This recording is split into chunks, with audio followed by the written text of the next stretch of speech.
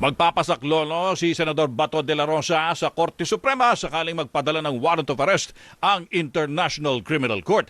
Nagbabalita at nagseserbisyo mula sa Senado si Kuyang Robert Mano. Kuyang Robert!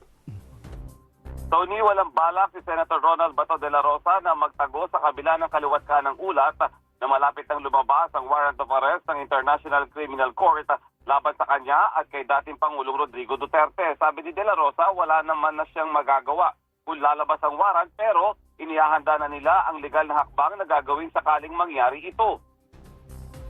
We will seek for clarificatory relief from the Supreme Court. And Supreme Court ruling will be binding to everyone. So hindi man kami pwedeng mag-seek ng clarificatory relief before the issuance of warrant.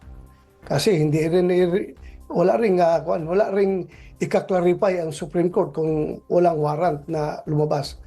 So hintayin natin maglabas ang warrant, then we will seek for clarificatory relief from the Supreme Court. Samantala, tinawag naman niyang oportunista ang ilang politiko na dati raw ay puring-puri ang war on drugs pero ngayon ay kumukontra na sa nasabing programa ni dating Pangulo Duterte para labanan ang iligal na droga noong administrasyon niya. Kaserbisyo mo sa Senado, Robert Mano para sa Teleradyo Serbisyo at Radyo 630.